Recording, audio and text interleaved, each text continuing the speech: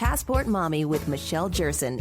Motherhood is both amazing and difficult at the same time. The Passport Mommy, Michelle Jerson, is here to share in your journey. It's amazing. It really is, just watching them grow and see how much change and how much they learn just without the filters around them. Joining you on your greatest adventure, here's Michelle Jerson, the Passport Mommy.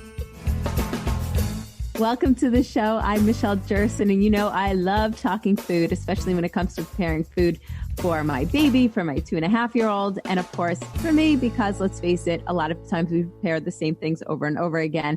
And with me today, I am so thrilled to have Addie Gundry. She is a chef, author, and entrepreneur. Addie received her bachelor's degree in organizational behavior from New York University, and then went on to get her master's in culinary arts at Auguste Escoffier in Avignon, France. She has worked for chefs including Daniel Boulud, Thomas Keller, and Martha Stewart on management, restaurant openings, brand development, editorial, marketing, and sales.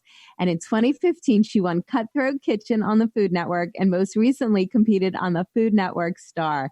As the executive producer for Recipe Lion, Addie creates culinary content for multiple web platforms and communities. She successfully runs her own blog, loves cooking for her kids, and she lives with her husband, their 2-year-old boy, Cooper, 3-month-old girl, Claire, and their Labradoodle, Paisley. Well, Addie, you definitely have your hands full. Thanks for joining me today. Well, thank you. That was quite the intro. I'm very excited to be talking to you, and especially about baby food. Yes. So you are in it all the way. And I had to laugh when I was reading a little bit about you and your experience on the Food Network. You were actually pregnant when you were competing in one of the shows. I sure was. I was pregnant with my son when we were filming Food Network Star. We were sequestered in Los Angeles for about 8 weeks, and you couldn't have your phone. I mean, nothing. We were all alone in this hotel. I went when I was about 6-7 weeks pregnant and returned home closer to 12. And I continued to gain weight, which I was trying to hide, but of course some wardrobe people noticed. And I actually kind of got sick a couple times while filming and pretended not to be sick. So it was quite the adventure. Oh my gosh, you are a brave woman to do that during the height of the first trimester. I just, hands down, you should have won just for that. You know, in hindsight, I wish they had known. I wish they'd known the struggle. I remember once one of my dishes, you know, I think Bobby Flay said it didn't have enough salt or something. And I was so tempted to say, dude, you know, I just didn't even try it. I'm about to throw up, you know. Right. Exactly. So tell me a little bit about what you're doing now when it comes to producing food content. Sure. So I work for a website called Recipe Line. It's part of Prime Publishing, which is a bigger company here in Illinois. And we have over 40 craft and culinary sites. And my job is to create food content for as many of them as possible, including a cooking club that we offer that people can join for sort of a monthly subscription. It's mostly kind of easy weeknight meals, desserts, and then, of course, holiday content. But as you know, I've definitely dabbled in my baby food making because it's, you know, a perfect combination of sort of my two passions, which are cooking and now my kids. Yes. And with that, do you use, because I am a big fan of the baby Brezza, do you use that? Yes, absolutely. So that's the only one I use. I've actually tried a couple others. And truly, the baby Brezza is the easiest because it is just a one-stop shop. It, of course, heats the water, it blends it, it purees it, where, you know, other food makers you've probably seen, you have to put in already cooked things, which sort of defeats the purpose, or it just seems like so many steps. And I think that's why people get really intimidated or put off by cooking baby food. But with the baby Brezza, you just literally put in, as you know, raw apples, whatever, and it steams it, so cooking it, and then it blends it, and it's sort of the easiest way, I think, to make food.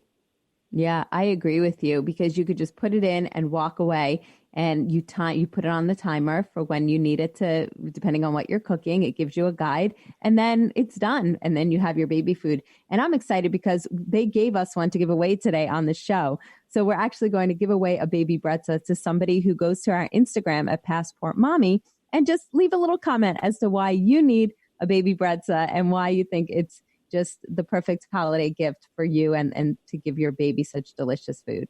So there you go. Instagram great. Passport Mommy. It is, you know, and it's so great because, you know, as you cook for toddlers or babies, you spend all this time in the kitchen and then they don't eat it. And so, right. Especially if you're a new mom experimenting with baby food, I found, you know, if my son at the time didn't like peas or whatever, it didn't upset me or stress me out like, oh my gosh, I can't believe I spent all this time and he didn't eat it, because it is. You put your food in, you set the timer, and you walk away. So I agree. It's the perfect holiday gift, and how fun you're giving one away. Yeah, it really is going to make somebody's life so much easier. So tell me a little bit about, what are you cooking right now for your baby? And you said you have a 3-year-old, is it? I have a 2-year-old boy, and then my daughter just turned 3 months. So we're actually just about to kind of get into that cooking for her phase soon. I think around 4 months. It's amazing how you forget.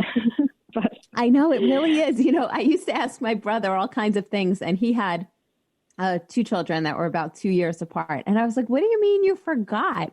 And now I totally get it, because I have forgotten everything from the first time around. Totally. And I actually, I still use my Baby Brezza food maker even for my son sometimes, because, you can make applesauce in it, and you can make, all sorts of purees that, some 2-year-olds or 1-year-olds even eat. So when I think of it too, it's not just this baby food maker you use for a couple of months, but it's actually something you can use for quite a long time if you really want to. And especially then if you have additional children, I have the same one I had with my son, and it's definitely an amazing thing to purchase because you'll probably have it for many years. So yeah, I agree with you. And it's a good point you bring up, because my daughter went back and she loves eating anything out of a pouch. And so I go to the store and I see the applesauce pouches, which are kind of overpriced. And I was like, well, I could just make it at home and put it in my own little pouch. So it really is great at any age, or especially as they get older and maybe a little more picky, you could still make really good purees with all the vegetables and fruits that you want. Right. And, I do have the Baby Brezza pouches too. So you can just do them yourself, and talk about a lot cheaper and, healthier probably. Yep, exactly. So tell me what it was like to work with some of the chefs that you've worked with in the past. Sure. So it's sort of funny. I started my career on sort of the fancy side of things. I think back when I went to culinary school, that was sort of the trend, was going to a formal French school and then working for chefs in that sort of world or nature. And so my career began very fancy, which means you don't get to do much. You get to sort of pick the parsley and peel the potatoes because they don't trust you with much. So it's kind of similar to cooking with a toddler, really. And then I kind of lived in that fine dining world for a while until I transitioned over to work in publishing for Martha Stewart. And, what's interesting about her is she is sort of has this elevated appearance, and her food is beautiful, but it is rather simple to make. So it was a very kind of nice combination of being fancy, yet it is really approachable for people. And I really loved working for her. And she was just a really great mentor. I think people are intimidated by her, but she's quite nice. And, she's someone who has standards. And once you understand them, it's actually quite simple, to work for someone who has such sort of standards in what they like, and you can learn really quickly. And so it was a great experience. That's terrific to hear. And you were saying that one of your best experiences was spending the holidays with her. Yes. So she has a beautiful home, as you can imagine, in Bedford, New York. And so I would go up there and help out with her holiday parties. And it looks like the North Pole, truly. It's like the amount of gingerbread men. And I mean, I feel like there are elves running around practically, which I guess I was sort of one of them. But, I have just a vivid memory of making eggnog and standing there next to really cool people and just being sort of in her holiday presence. And it's truly a really cool memory for me. That's great. And I feel like it's all those memories that we make when we're building our career, or in the height of our career, I should say. It sounds like you had quite a career before you had children, and you still have quite a career, but you really got to experience a lot of that cool type stuff before that. Yeah, what's neat is I worked in the restaurant industry for 4 or 5 years, and that was a great time to do it without kids, because I was working nights and weekends, and so transitioning to work from Martha and then in the publishing world has allowed me to still work a lot during the day, but be able to have the family time. So I've had a nice sort of transition, and the food world, as you know, is just becoming so big, and there's so many opportunities now beyond the restaurant. When I went to culinary school, you really went to sort of work in restaurants, and that wasn't even that long ago, but now it's just the opportunities to do anything, it seems like with food is really endless. So yeah, absolutely. And I think it's really admirable and that you've been able to transition from a career where, like you said, you have to work a lot of nights and weekends and then into something that is so workable with your children while also continuing your passion and being able to share so much great information with so many people. So where can people go to just see your videos and more information about you and your family and everything you're doing? Sure. So I post way too much on Instagram. I think my husband's so embarrassed. My children are always matching, and it's like I'm the biggest oversharer. But you can find my life and my recipes on my Instagram, which is Addie Gundry. So ADDIEGUNDRY. And then, of course, I have a website, which is linked to the Instagram. But that's sort of the quickest way to see what I'm up to. And I'm constantly sharing new things and have some exciting stuff coming next year, which is only a few weeks away, which is crazy, especially as I start feeding Claire. So she'll be 4 months right before Christmas, and then let the baby Breza food making begin. Yes, it really is so exciting. Addie Gundry, thank you so much for joining me today. I'm Michelle Jerson, and don't forget, check out the Passport Mommy Instagram for your chance to win your very own Baby Breza One-Step Food Maker Deluxe. More coming up in a few.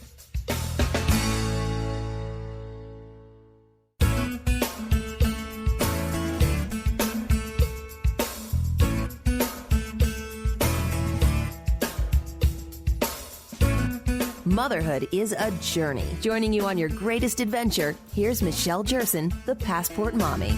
I'm excited to have back with me Marshall Stevenson. He is my great friend, a dad to a beautiful little girl, and a comic in New York City. Hi, Marshall. Hi, Michelle. Hi. So we haven't chatted in a few weeks. I feel like every few weeks that go by, there's major changes that happen in our kids' lives because they're developing and so much is constantly going on. And so you were telling me something recently happened with your daughter in school. So what's happening? Well, under 3 years old, and she, every time we take her to school, we pick her up. Did you have fun? Yes. Did you play all day? Yes. Oh, I held this one's hand and yada, yada, yada. Yesterday, did you have fun in school? No. Why? What happened? One of those recently, too. Yeah. Okay. Nobody had fun in school. What happened? No. You won't tell me. No. I'm not saying. No. Uh-oh. Okay, but it was a bad day at school? Yeah, I don't want to go to school. Like, all of that. And then you just play detective. Yes. Well, is it because of this teacher? Did somebody say something nice to you? Did somebody touch you? You didn't want to be touched? Did somebody do this? If somebody did this? Da-da-da-da-da-da. Anyway, her best friend had been sick for a week and then came back and apparently held somebody else's hand, which is what we found out this morning. So we think that was the problem. But you know what? It's a serious problem. Yes. World. And, we hurt with, when we get socially, when somebody insults us or doesn't talk to us or somebody we thought was our best friend is not our best friend, it turns out. That's real hurt.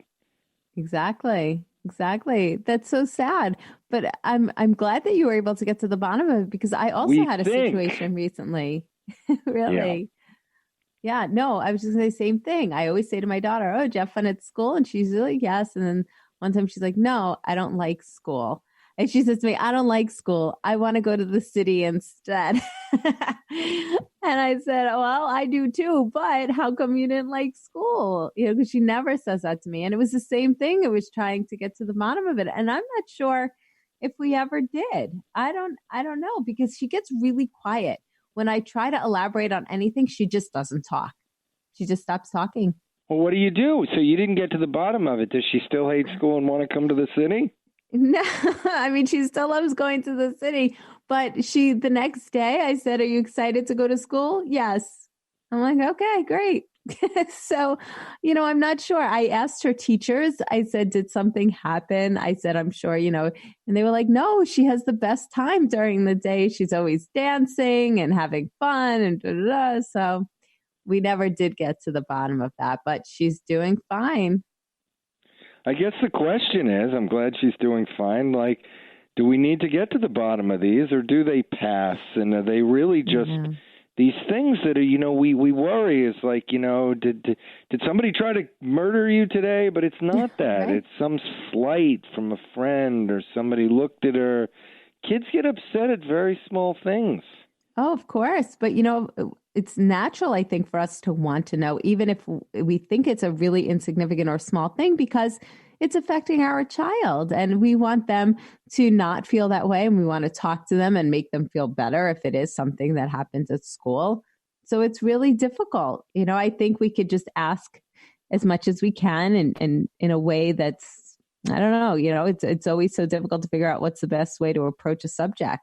Don't forget all the insecurity you feel as a parent going like, maybe I picked the wrong school.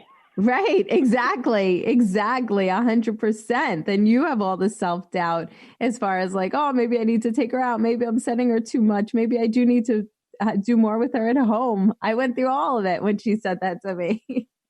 You're desperate to get them out of that bad mood. You're like doing every song and dance to get them to laugh because you want them to be out of that mood. You're like, shake it off. You need to get better. The decisions I make for you have to work out. Right. It's a lot of pressure for both of us. Speaking of that, I'm just curious, how is your daughter doing on potty training? Because my daughter's had a total regression. She's pooping in her underwear every single day, and I don't know what to do about it. Well, I didn't know that you were going to surprise me with this topic that we usually, rehearse like a script. We decided not to do potty training after the first one. She was so resistant. So she's in diapers, and she just has this neuroses that she will not pee or poop unless her pants are off, and she's in a comfortable place. So that's a real problem. But I suppose at least we can't encourage her to poop in her pants. It'd be ridiculous. Right. But your problem sounds worse? Weird. Is she being defiant, or she just forgot how to do it? No, I don't know what's going on, but I brought it up now because she gets really upset around it. And so I wonder if there is an emotional component too that's going on. The doctor said they might be a little, not to get too graphic, but a little hard. And they're not like coming out as easily as they were. And so they're coming out all different times. And anyway, we don't need to talk about it anymore. We have 30 seconds left. I do want to get onto another topic. The fiber, more fiber. Oh, you have no idea what I feed this girl. But anyway, we're talking with Marshall Stevenson. He is a dad, a comic in New York City. And we're going to continue talking in the next segment because there was a funny article that you sent me about the silly things that kids will cry over. And I just think it's so funny. And it really just shows that, they are emotional beings and things are upsetting. More coming up in a few. Passport Mommy with Michelle Jerson.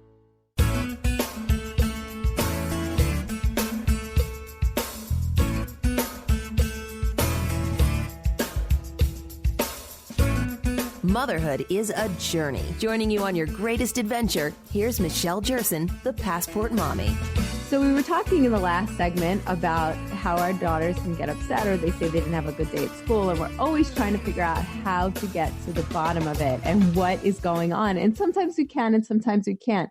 But I have to say that this article that you sent me, Marshall, is really funny because it's 40 parents sharing all the hilariously absurd reasons why their kids cry. And it's funny because there are times that she will cry for something like it's a major big drama thing. Like, I want crackers. I want crackers. I'm like, okay, you want crackers. And I'm just curious if your daughter does this too. It's just some things that just she makes you laugh that she cries over. Yeah, I mean, I think that the reason this article from the Daily Beast Aboard Panda, sorry about that. It really like stuck with me is because we can all relate to this. And he's a kid, who's throwing a tantrum because they won't let him swim in the ocean in Alaska that's 6 degrees in the winter. Right. It's like, sorry. It's like, because I know that it's like, can we have, but we want pizza. I want pizza, but but it's the pizza places are closed. It's Thanksgiving at 10 o'clock at night. There's no pizza, but I want pizza. We got to the pizza place once the pizza place was closed. She's like, Daddy, open it! Open the pizza place! So it's I know. like, you don't, but the question is, and this is very important, are the kids going into this tantrum to get their way because they think if they mildly want pizza, Right. they mildly want to go swimming, and they just want to scream and yell so that they get their way, and that's their way of getting their way? Or are they actually in like this distress kind of condition where they're actually really upset? And I think it's both. Yes. Yes. I always wondered the same thing because, like when I'll put her in bed and she's missing one of her blankies, like she will go on full hysterical crying. And I go upstairs and I'm like listening to what she's crying over. And I dropped my blankie, but like she is hysterical. And I was like, well, couldn't you just say, Mommy, I dropped my blankie?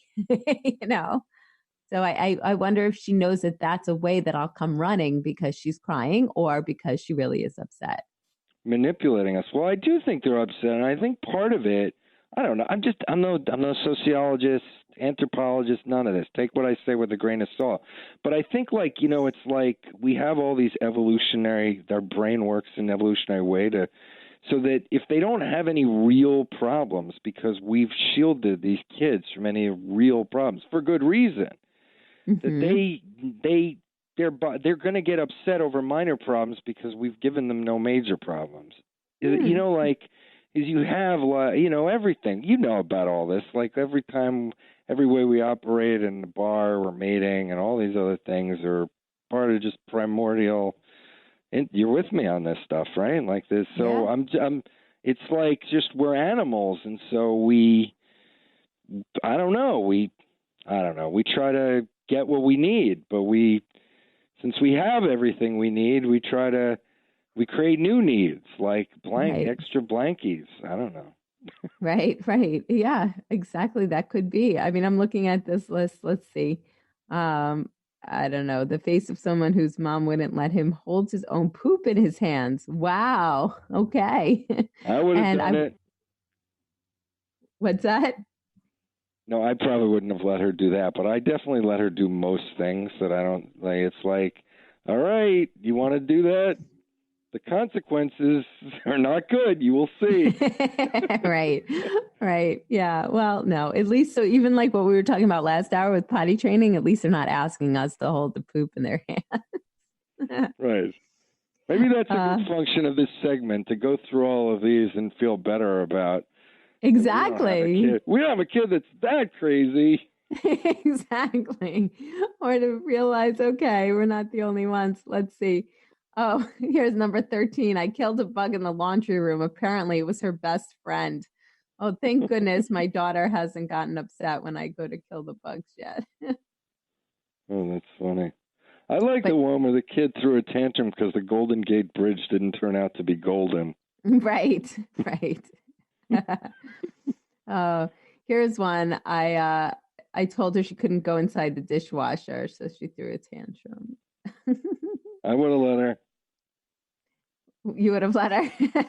I don't know. I'm trying to be funny to a point, but I mean, if she wanted to crawl in the dish, I don't know. I mean, obviously, that would be a supervised right, thing. Exactly. You wouldn't close the door and turn it on or anything. Right. Well, it's funny. Recently, my daughter likes going into closets. So she'll go into the closet and she'll close the door. And normally she thinks it's funny and then she comes right out. And then yesterday she just decided to go into a closet in the basement. And I guess she couldn't get out. And she started panicking and she wanted to get out and started crying. I was like, okay, well, you might not want to go into closets then. It's funny because you're talking about this story and we're talking about all these irrational ways that kids threw tantrum. If you're stuck in a closet and you can't get out, that's rational panic. Oh, yeah, that one is, of course. I just thought it was funny that she would even go in a closet. But yes, absolutely. You have it worse than we do on this front. She doesn't get into a lot of stuff. Oh, well, that's good.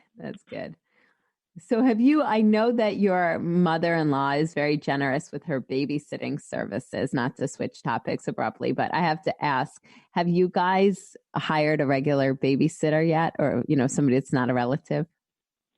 We did have somebody who was like a professional nanny to do once a week, and now that she's in school once in a while.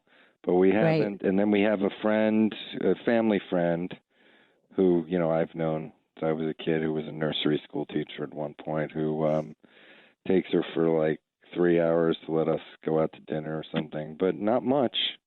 Oh, that's nice. So at least it's somebody you trust, because I have to say, I've recently had a few babysitters come over here, and I never in a million years would have left my daughter when she was my son's age at 6 months. And even I've been using a sitter probably since he was 4 months. That early on, I was so nervous. But I have had people come over if I need to just run out either to a doctor's appointment or for a meeting. And it's funny, like we've never actually had a babysitter so that we can go out and enjoy ourselves. Like I don't even know what date night is, but they've come over for little things here and there. And I recently had a girl come over whose mom approached me. They live in our complex, and she's like, my daughter can babysit. And she was 13. And I had her come over for 2 hours. I had to run to an appointment. And it was just so interesting, though, because when I first met her, she came over with her mom, and her mom did all the talking, and the girl didn't even look at me. And she looked at my son, and she like played with him and did peekaboo and all that stuff. But I was like, this girl does not even acknowledge me. I was like, I can't have somebody sit for such young kids who doesn't even like talk or acknowledge, So, and then my husband's like, well, she's 13. But I just didn't feel so comfortable with that one. Wait, but you did it anyway? I did it that one time because I had to run to a last minute appointment that was very close. And I called like my 4 other options and nobody was available. All right. But so did your kid fall out a window? Was everything okay when you got back? No, thank God everything was okay. But you know what? Like, I wonder if like for any big things like feeding or, thank goodness my son's pretty even tempered, and he doesn't really, he's a pretty happy guy, but I don't know. I don't know what's right when it comes to looking for a babysitter. Yeah, well, because you really don't know who anybody really is. Like, right. So 13, I think I don't know. I mean, I think that's a little bit young for 6 months. Yeah, because, yeah. I mean, aren't you still where we said 4 months? I'm not judging you. I'm just not sure I would have done that just because, like, aren't we still worried about them breathing at 4 months? Like, isn't there, like, aren't there some issues where, like, oh, my God, we have to stand there and watch the kid just to make sure that they keep breathing? Or no? Or is that just ridiculous first kid parenting? No, I mean, I asked the babysitters if they're certified in CPR and first aid, but I will say that the people that I've had babysit them before that, one was a nurse at Yale, so she was well qualified, and she knows all of that stuff. She's a nurse at the pediatric hospital, the children's hospital, and then somebody else also has a 1-year-old. So I feel like, and they were moms. They were also new moms. So I guess you'd let me babysit. What's that? You'd let me babysit. Of course I'd let you babysit. After all the crazy things I've said about parenting on your show, you'd let someone like me babysit? You're insane. I would feel the most comfortable if you babysat. Well, thank you. No, well, it sounds like the nurse. It sounds like you made it. Then the question is, okay. So the Yale nurse. That sounds like a $20, $30, $40 an hour proposition. This expert on. You get a PhD person to come in, and we're an expert on children. Obviously, that person is qualified to take care of your child. So what do they charge versus this 13-year-old who doesn't have any communication skills? Right. So the nurse charged $20 an hour, and the 13-year-old she says to me, whatever. I said, how much do I owe you? She says, whatever you want to pay me. And so her mom had said anywhere between 10 and 14 an hour, depending on how many kids and their ages. So I did just give her 14 because, she was home with both of them and they're young. But so it's not that big of a difference. But when you do go out for multiple hours, it adds up. I didn't think moving out of babysitting is expensive. Yeah, it is. I mean, at $20 an hour, you go out to dinner and a movie, and you're shelling out an extra $100. more, right? Yeah, yeah. I mean, it's really pricey. Yeah, and I mean, well, she wants to go back to the city. I mean, I don't think you can find a babysitter who's got those kinds of credentials for $20 an hour. I think they charge more. Although I will say that I had a great sitter in the city, and she was only $15 an hour, but most of them I would say were at least $20. I thought moving to the burbs it would be less than $20. I thought I'd be getting a really good deal. Well, maybe something's wrong with the person who, that person, did you do a background check on that $15 an hour person? Maybe that person has cut rates because they're not qualified for some other reason. No, she was recommended to me by a friend of mine who used her, and she was really great with them every time. She was really, really good. But yeah, that's the thing too. Do you do a background check? Of course, it's easy. You can call people for references, which I always do. But, it's scary to leave your kids with somebody that you don't know. Like, you're really taking a leap of faith. Well, I think with one of that is if you know someone who knows them.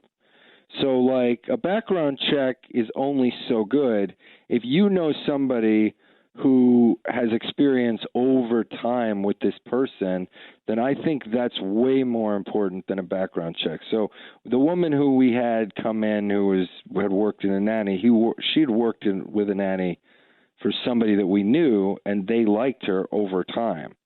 Mm-hmm. So to me, that's way better. Now, even references, like you're calling people up, you don't know that. If you know the person who's referring, then I don't think you need a background check.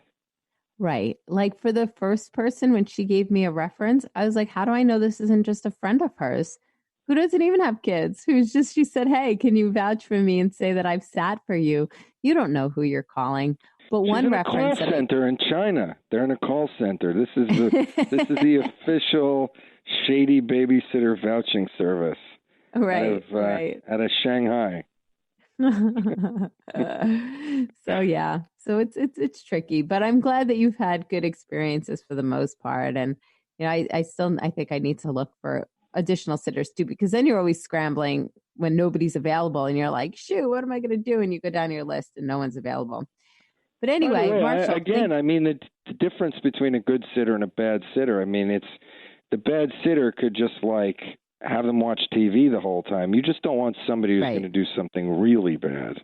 Exactly. Like having a one-off bad sitter, that's not a big deal. You just don't want like a dangerous person. 100%. Marshall Stevenson, thank you so much again for joining me. Always fun to chat. I look forward to hearing an update in another few weeks. I'm Michelle Jerson, and don't forget, you can head to our Instagram, Passport Mommy, and leave me a comment about why you want a Baby Brezza for the holidays. And you can win a Baby Brezza One-Step Food Maker Deluxe. More coming up in a few.